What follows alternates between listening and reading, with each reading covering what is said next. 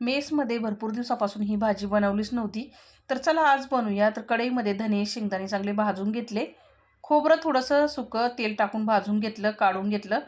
नंतर उभा चिरून घेतलेला कांदा टाकला, गुलाबी रंगावर परतून घेऊन. भाजलेल्या सगळ्या जिन्नस त्याच्यामध्ये टाकल्या. त्याच्यामध्ये अद्रक, लसूण आणि कोथिंबीर टाकली. मिक्सरला वाटण फिरवून घेतलं चांगलं बारीक. कढईमध्ये तेल गरम करून जिरा, बारीक चिरून घेतलेला कांदा गुलाबी रंगावर परतून घेतला. वाटलेलं वाटण त्याच्यामध्ये टाकलं. कांदा लसूण मसाला, घरगुती मसाला, गरम मसाला, हळद, धना पावडर, काश्मीरी मिरची पावडर टाकली आणि वाटण चांगलं मिक्स करून घेतलं. थोडंसं वाटणातलं पाणी त्याच्यामध्ये टाकून घेतलं.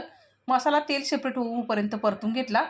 नंतर त्याच्यामध्ये स्वच्छ धुवून घेतलेल्या शेवग्याच्या शेंगा टाकल्या आणि परतून घेतल्या.